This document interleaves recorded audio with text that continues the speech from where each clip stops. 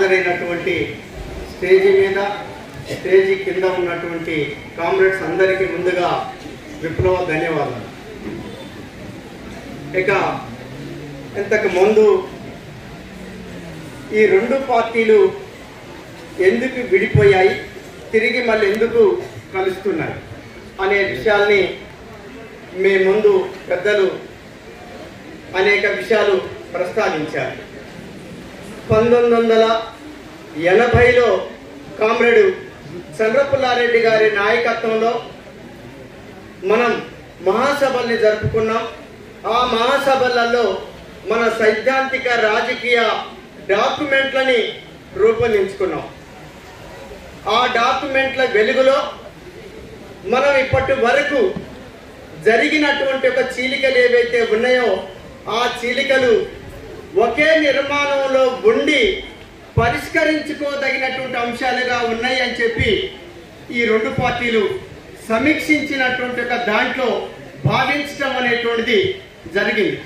మనకి శిరోధారంగా లేదా మనకి దిక్సూచికగా రేపు భారత విప్లవోద్యమ విజయవంతానికి 80లో రూపొందించబడినటువంటి సైద్ధాంతిక రాజకీయ డాక్యుమెంట్లు ఏవైతున్నాయో అదే సరైనవి అని చెప్పి ఇటీవల కాలంలో 2004లో సిపిఎంఎల్ న్యూ డెమోక్రసీ మహాసభలలో అఖిల భారత మహాసభలలో రూపొందించినటువంటి ఒక డాక్యుమెంట్లు ఏవైతున్నాయో కొన్ని చిన్న చిన్న మార్పులు జరిగిన మౌలిక అంశాలలో మార్పు లేవు, అవే సరైనవి అని చెప్పి ఈరోజు రెండు పార్టీలు ఒక అవగాహనకి రావటం అనేటువంటి జరిగింది. ఆ అవగాహన వెలుగులో ఈరోజు ఈ రెండు పార్టీలు ఐక్యమవుతున్నాయి. ఇందులో మౌలికమైనటువంటి విషయాలలో భారత విప్లవోద్యమాన్ని విజయవంతం చేయటానికి మనం ప్రతిఘటన పోరాట అవగాహనని ముందుకు తీసుకెళ్లటానికి ప్రధానంగా పూనుకోవాలి అని చెప్పి చర్చిస్తున్నాం. ప్రతిఘటన పోరాటం అంటే ఏమిటి, ఆ ప్రతిఘటన పోరాట సిద్ధాంతంలో రూపొందించబడ్డటువంటి విషయాలు ఏమిటి అనేటువంటి వాటిలోకి వెళ్ళినప్పుడు ఒకటి, మనం ముఖ్యంగా గోదావరి ప్రాంతంలో కొన్ని లక్షలాది మంది ప్రజానీకానికి ఈ భూమి మీద మానవ సమాజం ఉన్నంత వరకు మర్చిపోలేనటువంటి ఒక గొప్ప చరిత్రని సృష్టించాం. అది తెలంగాణ సాయుధ పోరాటంలో 10 లక్షల ఎకరాల భూముల్ని పంచితే తిరిగి ప్రతిఘటన పోరాట అవగాహన వెలుగులో 10 లక్షల ఎకరాల భూముల్ని ప్రభుత్వాన్ని రాజ్యాన్ని ఎదిరించి అనేక మంది విప్లవకారులు తమ ప్రాణాన్ని తృణప్రాయంగా అర్పించి 10 లక్షల ఎకరాల భూమిని అది ప్రతిఘటన పోరాట అవగాహన వెలుగులో సాధించాం. అవునా కాదా అనేటువంటి మీరు అవునంటే సపోర్ట్ ద్వారా తెలియజేయండి. ఇది ఒక విజయం. ఈ విజయాన్ని వెనక్కి కొట్టడం కోసం తిరిగి మళ్ళీ పాలకులు ఎమర్జెన్సీ తర్వాత టిఆర్ఎస్ ప్రభుత్వం కేసీఆర్ నాయకత్వంలో ఆ భూముల్ని గుంజుకుంటేందుకు అనేకమైనటువంటి ప్రయత్నాలు అధికారం పేరుతోటి ప్రయోగించింది.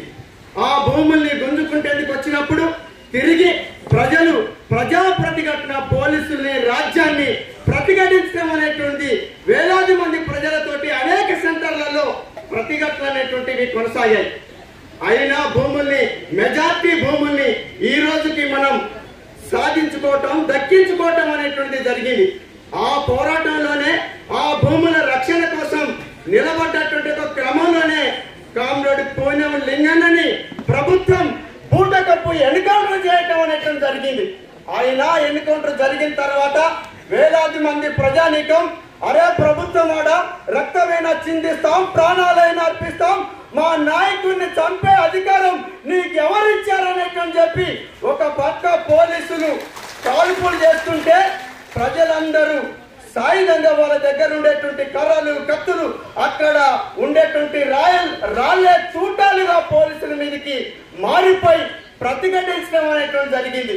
ఇదే ప్రతిఘటన పోరాటం అంటే. ఆ ప్రతిఘటన పోరాటాన్ని నిర్మించాలి. అట్లాంటి ప్రతిఘటన పోరాటాన్ని నిర్మించినప్పుడు మాత్రమే మనం భారత విప్లవోద్యమాన్ని విజయవంతం చేయడానికి ఆ ప్రతిఘటన పోరాటాన్ని రేపు సాయుధ పోరాట సన్నాహంగా మార్చడానికి తోడ్పడుతుంది.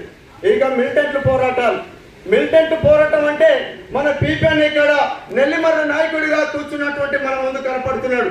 మిలిటెన్సీగా ఒక పక్క ప్రభుత్వం రాజ్యం ప్రతిఘటిస్తున్నా, ఒక పక్క కాల్పులు జరుగుతున్న ప్రజలందరూ కార్మికులు ఎదురు తిరిగారు. అదొక మిలిటెన్సీ పోరాటం. అట్లాంటి మిలిటెంట్ పోరాటమే ప్రతిఘట్ట పోరాటంగా మారాలి. ఆ ప్రతిఘట్ట పోరాటమే ఆయుధాలు పట్టుకుంటేందుకు సిద్ధం కావాలి. ఆ పోరాటమే రేపు సాయుధ పోరాటానికి సిద్ధం చేయాలి. దానికి కలయిక తోడ్పడాలి. అట్లాంటి ఉద్యమాన్ని నిర్వహించేందుకు ఈ రోజు జరుగుతున్నటువంటి ఈ ఐక్యత ఉపయోగపడాలి.